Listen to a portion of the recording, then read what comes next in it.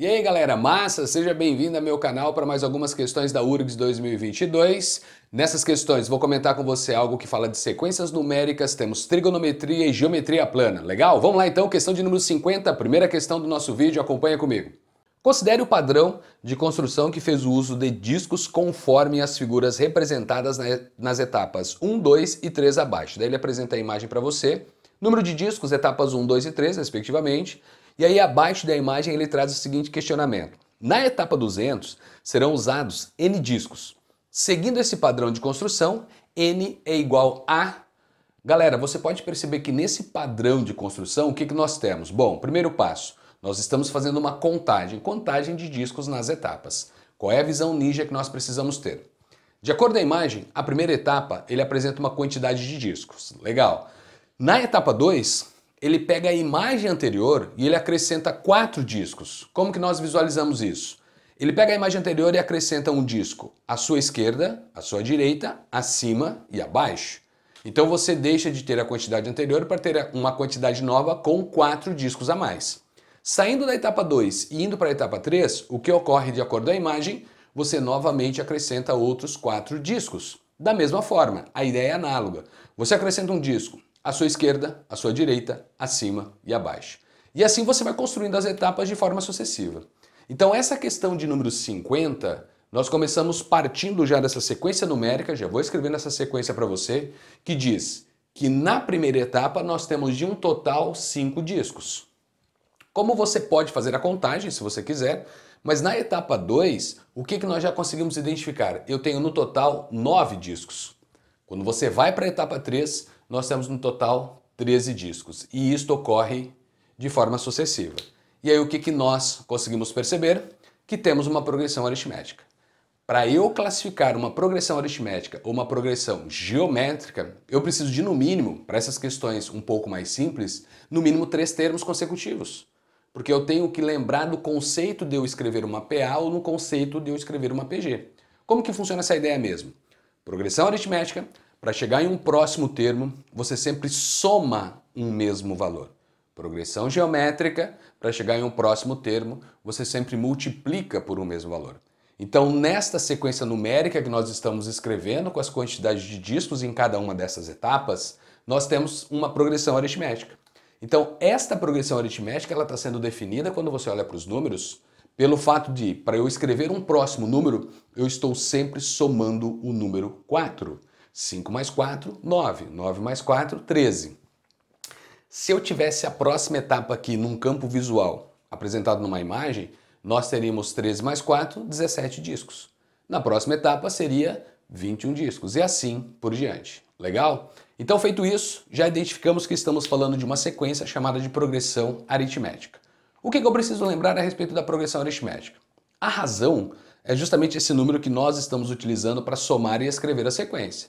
Então eu já sei que nesta progressão aritmética a razão é igual a 4. Matematicamente, o que eu preciso lembrar? Qualquer termo da sequência, com exceção do primeiro, menos o anterior, diz para você quem é a sua razão. Legal? Então, a razão da progressão, vou escrever os termos matemáticos aqui, é você pegar um termo qualquer com exceção do primeiro, então eu já vou pegar o segundo, e subtrair o anterior. E aí lembrar que se essa diferença, nessa ordem, sempre dessa maneira, da frente menos o de trás, gerar um valor positivo, é porque a sua progressão aritmética cresce. Se for negativo, decresce. Claro que olhando para a sequência você já sabe disso. Eu tenho uma sequência crescente. Por quê? Do 5 foi para o 9, aumentou o valor. Do 9 foi para o 3, aumentou. E assim por diante.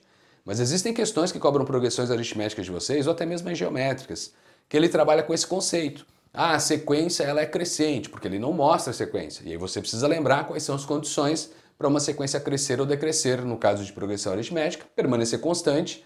Na progressão geométrica tem outras classificações, você tem alternante aqui, ou oscilante, tanto faz, e aí tem outros contextos envolvendo a geométrica. A geométrica explora um pouquinho mais, tá? Progressão aritmética, simplesmente lembrar que ela está crescendo. Até aí tudo bem, minha razão vale 4, número que eu uso para somar, conceito básico. E aí o que serve para nós nessa historinha toda? Eu sei que o primeiro termo vale 5, o segundo vale 9, o terceiro vale 13, e ele pergunta para você nessa sequência qual é o cara que você vai escrever na posição 200, porque ele pergunta o número de discos da etapa 200. Etapa 1, primeiro termo. Etapa 2, segundo termo. Primeiro termo e segundo termo, os índices estão apresentados aqui embaixo. Então a pergunta da questão é justamente quem é para nós, olha só o que está acontecendo, quem é para nós este AN. Ou seja, quando eu olho para esse cara e digo para você, quantos discos eu estou colocando na etapa de número 200? Porque a pergunta foi essa. O N que eu estou usando aqui não tem nada a ver com o N colocado no enunciado da questão. Observe, ele diz para você, na etapa 200 são usados N discos. Então, só para não dar treta com o seu enunciado, eu vou mudar a minha simbologia. Eu não vou chamar de enésimo termo, eu vou chamar de AK. Legal? E este AK é o que eu estou falando para você, que é o nosso N. Perfeito. Então, existe um termo na sequência numérica aqui em cima, que eu chamei de K, e esse cara é o valor N. Para você entender o esquema, ele está dizendo que o A200 é o nosso N. Provavelmente você já terminou uma questão porque ela é tranquila, tá? Ela é light, as questões servem para você relembrar. Lembra que o objetivo do canal é estudar com estas questões, então relembrar esses assuntos. Partindo dessa ideia, eu tenho então como questionamento quem é o A que está na posição 200, o número que eu estou escrevendo na posição 200 nessa sequência, eu sei quem é a razão, eu sei quem é o nosso primeiro termo e eu sei quem é o valor do K. Que nas leis de formações, normalmente nós usamos a letra N. Deixa eu colocar aqui, ponto de interrogação não, né? Eu sei quem é esse K. Então eu preciso desses valores. Conhecendo esses valores, eu troco na lei de formação do termo geral de uma PA. Lei de formação do termo geral diz o seguinte, AN, depois eu troco a simbologia, tá? O AN é igual ao A1 mais N menos 1 vezes a razão. Então se eu olhei para a sequência e disse assim, Bel, nós não escrevemos a N aqui porque ele diz que N é a resposta, N não é posição. Então o que eu digo? Eu tiro esse cara daqui e chamo de K. Então é só essa simbologia que eu estou alterando no nosso formulário. Então aqui eu vou chamar de K e a razão entra aqui para nós. Ó, N-1 vezes a razão que eu havia colocado como sendo K, mas aqui é a nossa razão. Legal? Então feito isso, essa é a lei de formação do termo geral de uma progressão aritmética que você aprendeu a escrever como sendo a N é igual a 1 mais N menos 1 vezes a razão da nossa PA, que é a letra R, não é a letra K, tá? Agora, substituindo os valores, praticamente terminamos a questão, vira matemática básica. Quem é o nosso AK? É o N. Massa. Quem é o primeiro termo da sequência? Eu conheço ele. O primeiro termo da sequência vale 5, então eu fiz a troca. 5 mais. Quem é o K para nós? K é o índice. K é a posição do número que está sendo questionado. Então, como eu quero A 200, o K vale 200. Então, você escreveu aqui 200 menos 1 vezes a razão da PA, que vale 4. Pronto. Então, frases que você provavelmente já ouviu. Em uma progressão aritmética, se eu tiver o primeiro termo e a razão, eu descubro qualquer termo da sequência. Eu não preciso ficar escrevendo de um por um, que esse não é o objetivo. Então, o termo que está na posição 200, que ele chamou de N, vai ser dado por 5 mais 199 vezes o número 4. E aí na magia, quem é esse N? 5 mais, se fosse 200, a sua multiplicação daria 800. Como tem um a menos, a resposta é 4 a menos de 800. Então isso vira 796. E aí 796 somados com 5, resposta 800 e mais 4, 1, 801. Então, a quantidade de discos dessa questão 50, seguindo o padrão da sequência que ele está construindo, a quantidade de discos na etapa 200, ele chamou de N, e esta quantidade de disco que é N, nós definimos como sendo 801. Então, nós temos no total 801 discos. E de acordo com a opção que a URGS deu para você, 801 está na letra C. Legal? Então, questão 50... teoricamente uma questão simples de progressão aritmética, de sequências numéricas. Provavelmente você conseguiu identificar essas leis de formações. Eu só fiz uma troca de simbologia devido à pergunta que fez, tá? Mas você pode ir direto, não tem problema nenhum, a questão é objetiva, ela não é discursiva, mas tenta identificar. Para eu determinar uma PA ou uma PG, eu preciso de no mínimo 3 termos para eu definir isto. Tá? E aí definindo isto, ok, ou o enunciado até fala para você. Mas observando essa sequência numérica que vocês escrevem, vocês acabam usando a lei de formação correta. Bacana? Então, questão 50 resolvida. Vamos lá para a questão de número 51 e ver o que a questão 51 estava cobrando de vocês. Vamos lá? 51, URGS 2022. Acompanha comigo. Se alfa é um arco de primeiro quadrante tal que seno de alfa é igual a 3/5, então o seno do dobro de alfa é igual a... E aí ele mostra as opções para você. Então o primeiro passo ele diz o seguinte, ó, alfa é de primeiro quadrante. Legal.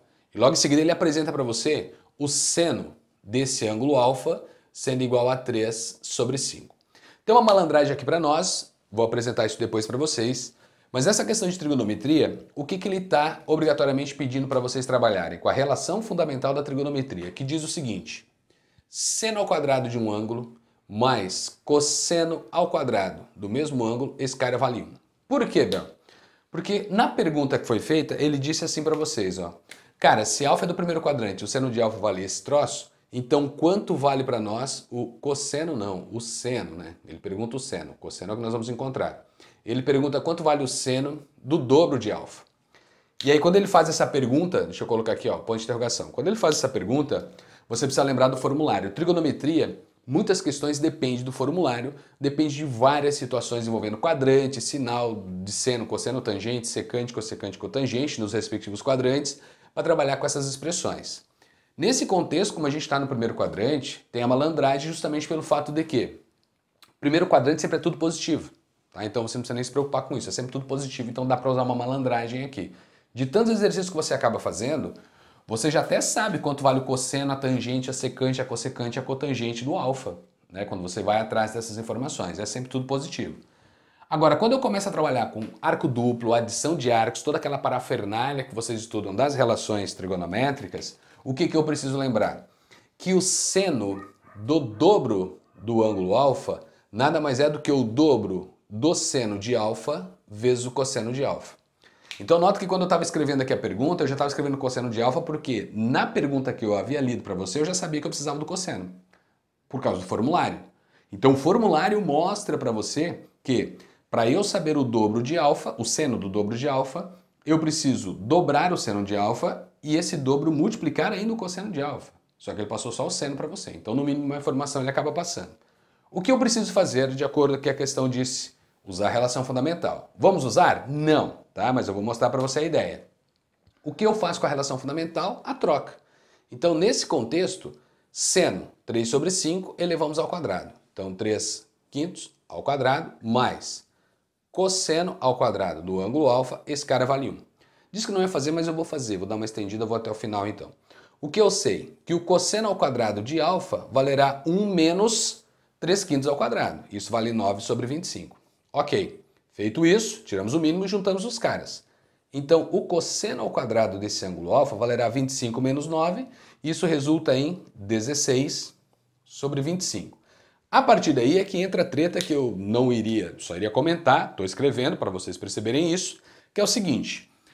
Quando eu chego nessa etapa, para questões como essa, tenta lembrar que o hábito faz você deixar alguém de fora. Então, vamos perder um pouco esse hábito e criar um novo hábito, que é quando tem uma pergunta que é elevado ao quadrado, alguém que é elevado ao quadrado, e você vai tirar o quadrado daqui, lembra que do outro lado tem o mais ou menos. Talvez o mais te interessa, talvez o menos te interessa, talvez nenhum dos dois, mas criem um novo hábito que é um número que é elevado ao quadrado é igual a alguém. Quem é esse número? Mais ou menos a raiz quadrada desse alguém. E depois você verifica se o mais ou se o menos é que vai dar certo. Então, nesse contexto, olha o que rola para nós. Quem é o cosseno deste ângulo alfa será mais ou menos a raiz quadrada desses dois números. Como são dois quadrados perfeitos, a raiz quadrada é exata. Então, a raiz quadrada de 16, que vale 4, e a raiz quadrada do 25, que vale 5. E aí, logo em seguida, com o teu hábito, no mais ou menos, obriga você, nesse contexto, olhar para quadrante. Então, quando eu escrevi mais ou menos, o que eu lembrei? Que no primeiro quadrante, o cosseno do ângulo é maior do que zero, ou seja, é positivo. Porque no primeiro quadrante estamos trabalhando com estes valores dos sinais. Mais, menos, menos e mais. E se nós estamos no primeiro quadrante, o cosseno ele é positivo. Feito isso, conforme eu havia dito, quem esquece nesse contexto iria acertar, mas o que eu tenho que lembrar que o cosseno do ângulo alfa vale 4/5. E agora é matemática básica, porque terminamos a questão. O que ela perguntou para você? Quanto vale o seno de 2α? Seno de 2α, de acordo com a relação, está aqui, ó. Seno de 2α é o dobro do seno de alfa vezes cosseno de alfa. Pronto, acabamos. Perfeito? Então chegamos nessa ideia, deixa eu só separar aqui só para concluir a questão e mostrar a malandragem para vocês, que você provavelmente usa nessas questões objetivas, que diz assim, ó, quem é o seno então do dobro de alfa? Vamos para o formulário. O dobro de seno de alfa, então você vai escrever o dobro do seno, que está no enunciado, 3 sobre 5, vezes o cosseno, que acabamos de encontrar, 4 sobre 5. Então, o seno do dobro do alfa valerá para nós 2 vezes 3, 6. 6 vezes 4, 24. Resposta, 24 sobre 25. E 24 sobre 25, quando você olha para as opções, isso encontra-se na letra D. Legal? E aí terminamos a questão. Só que o esquema é o seguinte, vamos lá de novo. Tenta lembrar por hábito dos esquemas que nós fizemos, trigonometria. Mais uma vez, gente, essa é uma questão teoricamente light. Você talvez pode ter tido problema, mas é uma questão light para nós quando nós estamos estudando essa área da trigonometria. E aqui, o que acontece? O segredo é lembrar de formulários. Porque ele passa uma informação, você tem que saber o que está faltando para poder jogar na pergunta que foi feita. Até aí, legal. Agora, qual é a malandragem para questões semelhantes a essa? Ô Bel, ó, questão resolvida, hein? Malandragem. Você diz assim, Bel, é o seguinte, eu preciso, com a informação que foi dada, achar o cosseno, a tangente, a secante, a cossecante, a cotangente, devido à pergunta que foi feita, mas ele deu uma razão trigonométrica para você. Independentemente do quadrante, esquece o quadrante. Bel, mas está no primeiro, esquece. Suponha-se que você não tenha a ideia do quadrante. O que você faz? Ah, mas aqui também é negativo. Esquece o sinal. Esquece o sinal negativo, esquece a ideia do quadrante. E diz o seguinte, quando ele apresentar uma razão trigonométrica, não interessa qual seja, tá? Então, seno, cosseno, tangente, secante, cossecante, cotangente, tanto faz. A malandragem, então eu vou chamar de visão ninja para você, é o seguinte, coloque em um triângulo retângulo as informações. Se você vai fazer questão discursiva, não faça isso, tá? Que o corretor ele não vai aceitar dependendo do quadrante que se encontra o ângulo. Então, qual é a ideia? Joga num triângulo retângulo, coloca o alfa em algum lugar e a partir do momento que você colocou o alfa, x, beta, teta, o ângulo da questão, aí você respeita a informação que ele deu. Qual foi a informação que ele deu? Seno, cosseno, tangente, secante, cossecante ou cotangente? Bom, ele deu seno. O que o seno é num triângulo retângulo? É cateto oposto sobre hipotenusa. Cateto oposto é 3. Hipotenusa é 5. Então você sempre terá, dessas razões que são informadas, não interessa se é seno, se é cosseno, se é secante, cossecante, cotangente, não interessa a razão, tá? Quando ele passar essa informação, você tem 2 das 3 situações de um triângulo retângulo na malandragem, nessa visão ninja. E aí o que eu tenho nessa visão ninja nesse contexto? Que é achar a terceira medida. E aí qualquer pergunta que eu precise das razões trigonométricas é esse triângulo que vai te salvar. E quem vai ajudar você a achar essa terceira medida? Teorema de Pitágoras. Então vamos escrever aqui, ó, Teorema de Pitágoras. E o Teorema de Pitágoras diz hipotenusa ao quadrado, soma do quadrado dos catetos, conceito básico. Mas aí nesse contexto você acha esta medida que está faltando, que nessa questão é o cateto que está aqui embaixo. Ao usar o Teorema de Pitágoras, aí você faz hipotenusa, blá blá blá blá, todo aquele rolo, você chega onde? Em 4. Não necessariamente é sempre o triângulo 3, 4, 5, tá? Tenta lembrar disso também. E a partir desse momento que você tem essa terceira medida, o que acontece? Perguntas que serão feitas. Suponha-se, olha só, Abel, quem é o seno de alfa? Cateto oposto sobre hipotenusa. Você lembra disso em um triângulo retângulo, que é a trigonometria básica. E o cosseno? Cateto adjacente sobre hipotenusa. E a tangente, se tivesse na questão, cateto oposto sobre cateto adjacente. Tá, e as razões inversas? Secante, cossecante, cotangente. É o mesmo esquema. Ó, se seno é 3 sobre 5, então a cossecante, que é o inverso do seno, vai ser quem? 5 sobre 3. É o contrário. Então vamos lá de novo. Se a secante é o inverso do cosseno e o cosseno é 4 sobre 5, então a secante é quem? 5 sobre 4. Vamos de novo. Se a tangente é 3 sobre 4, a cotangente vai ser quem? 4 sobre 3. E aí você mata essa informação. Agora qual é o detalhe que eu não comentei aqui, que eu comento no final? Depois dessa malandragem, antes de você afirmar quais são os valores específicos, não se esqueçam de olhar quadrante, tá? Olhar quadrante. Porque foi o que eu disse. Isso é uma malandragem porque, suponha-se, volta lá para o início da questão. Se ele tivesse dito segundo quadrante, o seno de alfa continua sendo positivo, porque o seno no segundo quadrante é positivo, mas o cosseno é negativo. Quando você usa malandragem, você não está admitindo esse sinal. Então você vai só descobrir os números, os valores absolutos. O sinal você sempre vai descobrir pelo quadrante.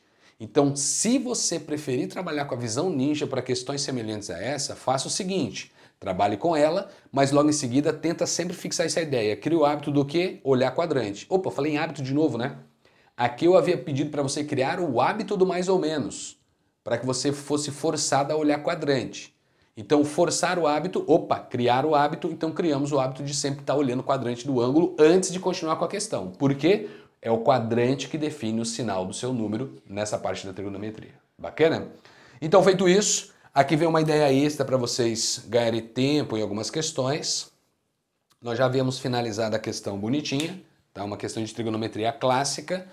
E aí, a partir dessa questão de número 51, vamos continuar. Tem mais uma questão para você. Mais uma não, desculpa, mais duas. Mas vamos para a próxima, vamos devagarinho. Vamos para a questão 52. E a questão 52 já trabalha com o conceito da geometria plana. Então vamos lá, 52, vamos ler junto comigo. Na figura abaixo, há 3 quadrados de lados 9, 6 e x justapostos. Os vértices A, B, C e D são colineares e os vértices A, E, F, G e H também são colineares. Aí ele apresenta a imagem para você e diz o seguinte, ó, quanto vale a soma das áreas dos 3 quadrados? Ou seja, esta soma ela vale quanto para nós? Galera, quando eu olho na imagem, qual é a visão que nós precisamos ter de acordo com o texto? Bom, primeiro passo, ele fala em quadrados. Então eu coloquei uma imagem meramente ilustrativa aqui para nós brincarmos, que é a seguinte. Eu tenho uma certeza que aqui tem um ângulo reto, que aqui tem um ângulo reto, porque estamos falando em quadrado, ângulo reto, e aqui embaixo nós temos um ângulo reto. Até aí tudo bem. Agora o que vai acontecer de acordo com características que nós já estudamos?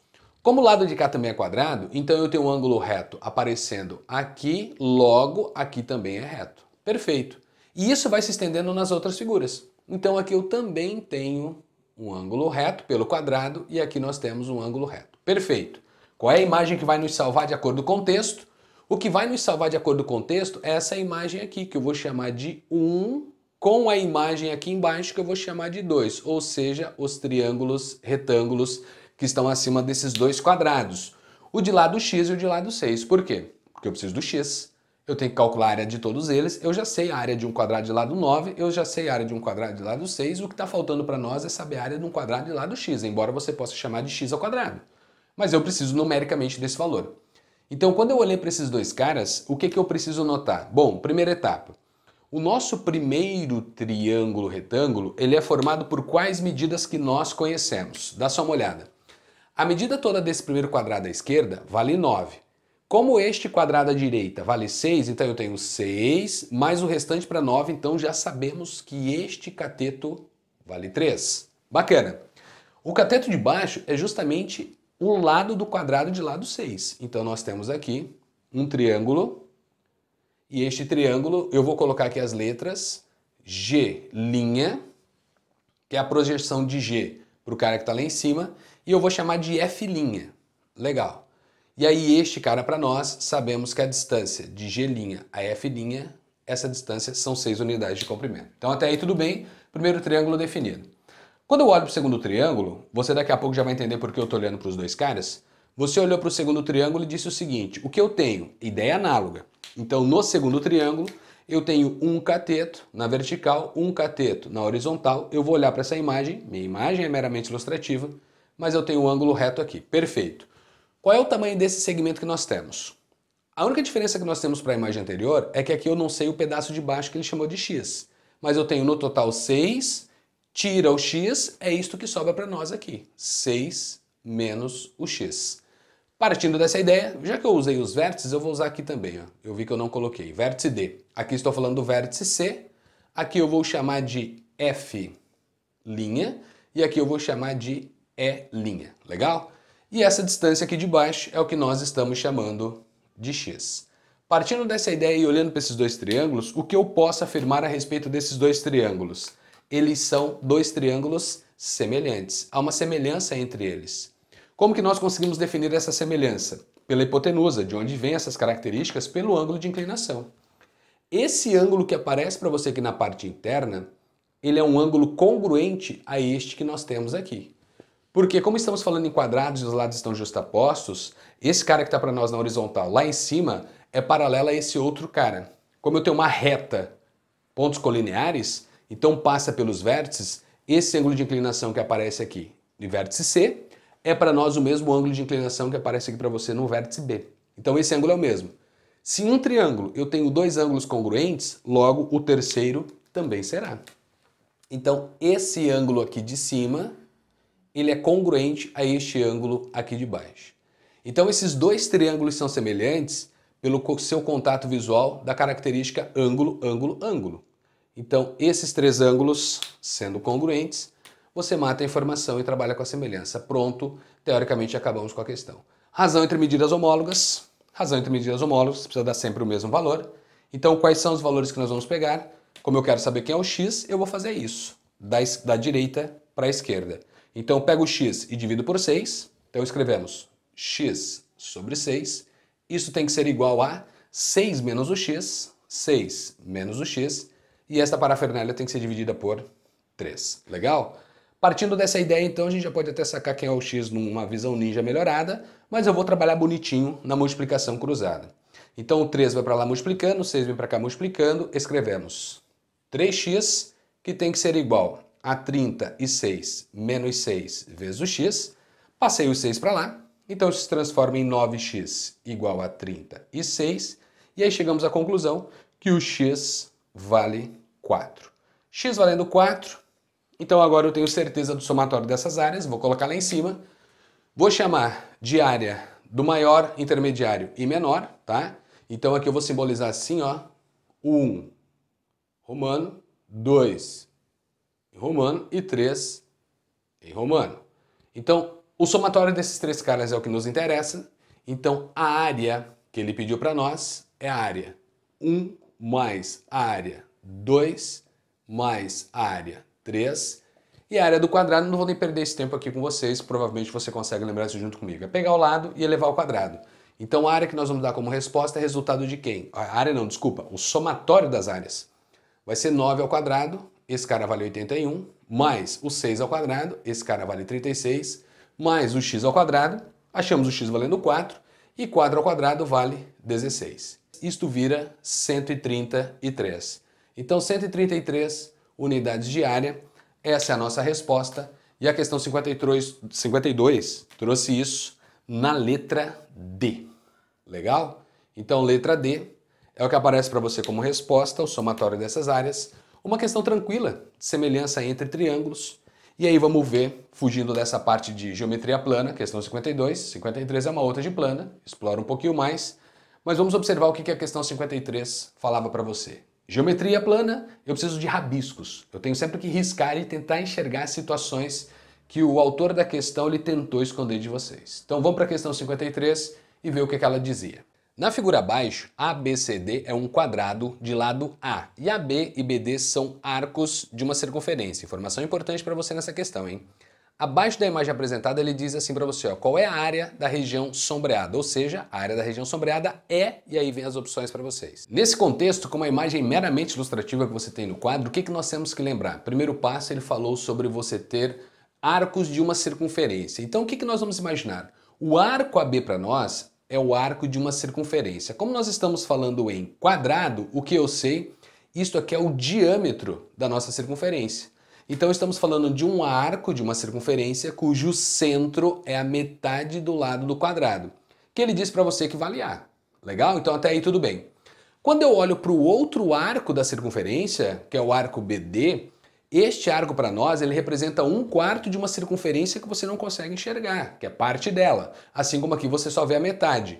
Aqui você vê 1/4 e esse 1/4 é definido pelo ângulo do quadrado, aqui tem ângulo reto.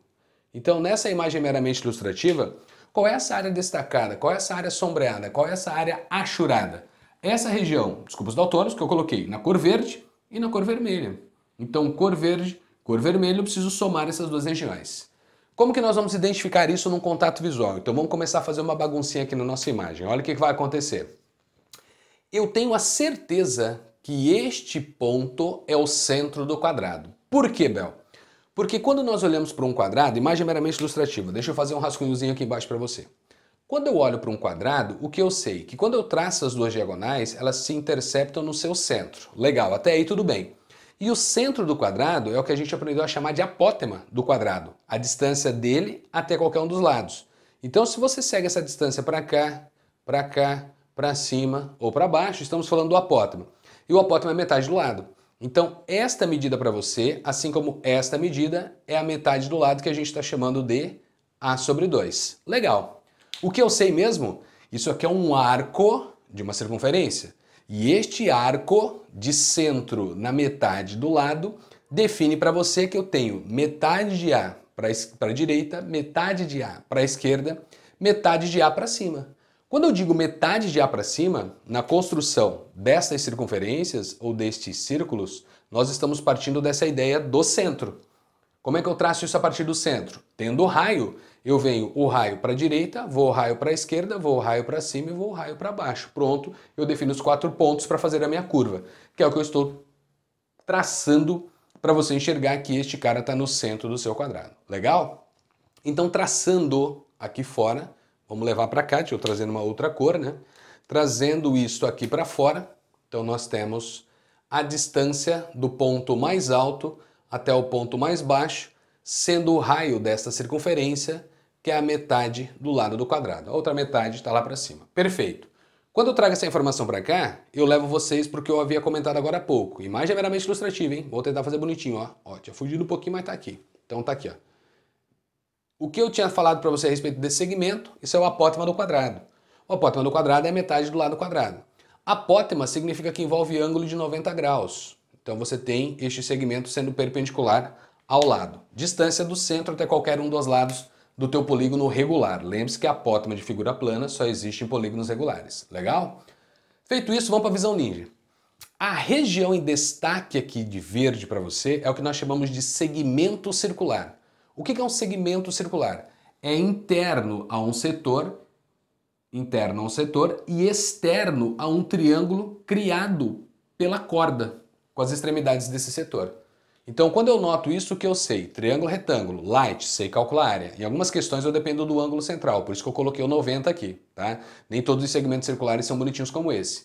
Mas se você depender da área do triângulo, você sabe que tem trigonometria envolvida para essas áreas, envolve a lei dos senos, ou se você conhecer o tamanho da corda, basta você trabalhar com a fórmula de Herão. O que eu preciso lembrar é que eu sei que tem que calcular a área desse triângulo. Então, a área que eu vou chamar de área 1, então agora deixa eu separar esse meu rascunho aqui, né? Essa minha baguncinha que eu fiz. Então vou começar a resolução aqui embaixo. A área que eu vou chamar de área 1 é a área deste segmento. Perfeito? E o que é este segmento? 1/4, ó, olha só para a esquerda, tá? 1/4 de um círculo. 1/4 de um círculo de raio A sobre 2. Então eu vou pegar essa área, menos a área de um triângulo retângulo de catetos A sobre 2. Então, essa é a área do segmento circular. A área de um setor menos a área de um triângulo. Então, vamos colocar isso literalmente com as letras usadas na questão. Quanto vale esse pedaço, então, para nós? A sobre 2, 1/4 de um círculo de A sobre 2. Então, vai virar π, olha como eu vou escrever, R ao quadrado, deixa eu só escrever esse formulário aqui embaixo, embora seja básico. Qual é a área de um círculo? π vezes o raio ao quadrado. É isso que eu estou usando. Então, π, o raio vale A sobre 2, então vamos escrever A sobre 2, vamos elevar ao quadrado, então π R ao quadrado é a área do todo. O que eu quero? A quarta parte. Isso é multiplicar por 1/4. Então, a quarta parte é a área do setor que está aqui. A área da quarta parte eu preciso excluir a área de um triângulo retângulo. Como que eu calculo a área de um triângulo retângulo? Cateto vezes cateto dividido por 2. Cateto vezes cateto, como os catetos são congruentes, triângulo retângulo é isósceles, você tem cateto ao quadrado, então cateto vezes cateto, dividido por 2 é a mesma coisa que multiplicar por 1 sobre 2. Legal? Então esta é a área 1 que nós temos ali que eu precisava enxergar. Geometria plana tem que começar a rabiscar, senão nós não conseguimos chegar a algumas relações. Então nesse contexto, 1/4 do todo que está aqui embaixo, menos este triângulo que é simbolizado aqui para vocês. Feito isso, essa é o que nós chamamos de área 1. Então vamos só dar uma melhorada nessa escrita. Melhorando a escrita, A ao quadrado, 2 ao quadrado é 4, vezes 4 é 16. Então escrevemos π A ao quadrado dividido por 16, menos, então vamos lá de novo, A ao quadrado, 4 vezes 2, 8. Então escrevemos A ao quadrado, isto sobre 8. Essa é a área 1, que é a área que está destacada em verde. A área 2, que eu vou levar vocês lá para cima, ó, deixa eu separar a imagem aqui bonitinha. A área 2, vou simbolizar a área 1, tá? Só para não dar treta, então tá aqui, área 1. Porque o que eu vou comentar aqui agora é sobre essa área 2. O que nós vamos observar a respeito da área 2 com a nossa visão ninja? A área está em vermelho. Como ele falou para você que isso aqui é arco de uma circunferência, então vamos analisar o seguinte. Tem um quadrado. Então este arco é um quarto do todo que não existe e o centro para nós desse círculo é justamente o ponto A, o vértice desse quadrado. Então aqui é o centro do círculo. Você vem para cá traçando o raio e aí você tem o seu círculo sendo traçado ao redor desse ponto A. Legal? Então, feito isso, essa é a visão que eu preciso ter. Agora vamos continuar com a ideia do quadrado. Quando ele falou isso para você, a diagonal do quadrado ela foi traçada. Quando eu tracei a diagonal do quadrado, eu sei que a diagonal de um quadrado é bissetriz do ângulo de 90. Então, este ângulo para nós vale 45 graus. Bel, por que você está olhando para esse ângulo? Porque olha o que está acontecendo na outra imagem. Olha o que eu vou fazer. Eu vou pegar, olha o que eu pego. Eu pego a área de um setor circular de ângulo 45. Então essa é a imagem que eu quero que você olhe. Onde está essa imagem? A intersecção da diagonal com a circunferência e este contorno, que é esse arco que vai até B. Legal? Então olha para este setor. A intersecção B. Este setor de ângulo 45, nós temos que tirar este 1/4 do círculo de baixo e este triângulo que está aqui. O que sobra, a região que eu chamei de A2. Então é isso que nós vamos calcular. Vamos continuar com a visão ninja. Tenta lembrar que o todo era 1/4, a gente definiu o ângulo, que era 1/4, a gente definiu o ângulo. 45 graus também você define uma proporcionalidade. O que 45 é para você quando você compara com 360? É a 8ª parte. Então a área do todo vai ser dividido por 8 para eu ter o setor inteiro. Tá? Para eu ter toda essa região. Toda essa região é o círculo inteiro dividido por 8. Por quê? Porque eu estou falando em 45 graus. E a partir daí nós vamos fazer a exclusão do que não está destacado para vocês. Então essa região 2, vamos lá, área 2, nós temos π, r ao quadrado, o r agora é a. Legal? Tenta lembrar disso, ó. Então o raio vale a nesse outro contorno, nesse outro círculo que eu estou traçando para você. Então π, a ao quadrado.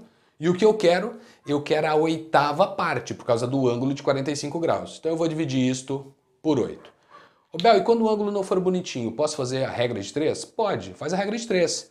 Pega a área do círculo todo, 360, tu coloca o ângulo do setor, vem para cá que você vai definir a área desse setor quando o ângulo não for bonitinho. Legal? Então feito isso, essa é a área do setor inteiro de ângulo 45. O que eu tenho que tirar dali? Eu tenho que tirar este triângulo. Lembre-se, esse triângulo a gente já calculou. Esse triângulo, a área está aqui, ó. Então nós vamos tirar a ao quadrado sobre 4 vezes 1 sobre 2. Então eu tenho que tirar a ao quadrado sobre 4 vezes 2, 8. Então eu tenho que retirar este triângulo daqui. E eu tenho que retirar 1/4 do círculo. Cara, esse cara a gente também já calculou que está aqui embaixo, ó. 1/4. Legal? Então eu tenho que retirar isso aqui agora. Então eu retiro agora 1/4 do círculo que está aqui embaixo de raio A sobre 2, que é esta representação para nós. Então tirei o nosso π raio A sobre 2, vou escrever bonitinho, elevado ao quadrado, vezes 1/4. Então, do setor grandão que eu tinha, eu estou tirando essas duas regiões, vai sobrar o que eu chamei de área 2. Então, a área 2 para nós, ela é representada por π a ao quadrado sobre 8, menos a ao quadrado sobre 8, menos aí esta região que a gente já conhece, ó, que é esse cara que está aqui, ó, π ao quadrado sobre 16. Então, π ao quadrado sobre 16. O que eu preciso fazer? Não vou nem melhorar essa escrita, tá? A pergunta pediu para você a área destacada, que é o somatório dos dois. Então, a área que eu vou chamar de área final, área achurada, grifada, destacada, depende do contexto, é a área 1 mais área 2. E aí o somatório dessas duas áreas, olha só o que vai rolar. Expressão em verde, vou escrever bonitinho, tá? Então vai ficar π ao quadrado sobre 16 menos a ao quadrado sobre 8, mais essa parafernália que está aqui em cima.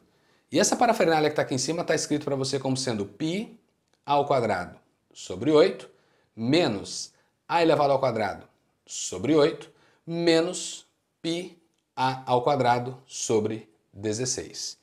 E aí na magia da matemática básica, vamos começar a simplificação. Π ao quadrado sobre 16, π ao quadrado sobre 16. Agora vamos olhar. Sobrou π ao quadrado sobre 8 e sobrou menos 2 ao quadrado sobre 8. Então essa área final, ao dar essa enxugada, fica π vezes a elevado ao quadrado sobre 8 menos 1. Com menos 1 vai dar menos 2. Menos 2 a elevado ao quadrado sobre 8. Bel, por que nós não simplificamos aqui? Pelas opções que a URGS trouxe para você. O que ela trouxe nesse contexto? Ele fatorou. Como ele fatorou, eu vou fatorar também. Então, nessa fatoração, a URGS trouxe no gabarito para você a opção a ao quadrado sobre 8. Então, ele coloca em evidência a ao quadrado sobre 8 e ele multiplica pelo que está sobrando. Está sobrando no primeiro termo o π, está sobrando no segundo termo o número menos 2, né? Vou colocar assim, menos 2. E aí aqui chegamos na resposta dessa área destacada. Beleza? Então, questão de número 53 já explorava um pouquinho mais da geometria plana, cálculo de áreas, eu tenho que enxergar essas figuras. A geometria plana, galera, tenta sempre lembrar que eu preciso ficar fazendo rabisco, criar situações às vezes que eu não consigo destacar quando o autor pensou na questão. É lembrar de formulário, tem questões que sem formulário você acaba não resolvendo. E falou em áreas, né? Especificamente áreas, é lembrar de fórmulas. Bacana? Questão 53, então chegamos no gabarito, de acordo com o que ele deu para você, isso encontra-se na letra E, então esse é o gabarito da questão de número 53, e aí a ideia é finalizamos esse vídeo com mais algumas questões da URGS 2022, espero que você tenha entendido tudo que eu fiz, aproveita, já que está aqui, quero agradecer a sua presença, se inscreva no canal, compartilhe, curte, deixa um like aí, contribua com o crescimento do canal, isso me ajuda, perfeito? Ajuda aí. Feito isso, espero vocês nos próximos vídeos com as próximas questões da URGS 2022. Valeu, galera, beijos, abraços, fui!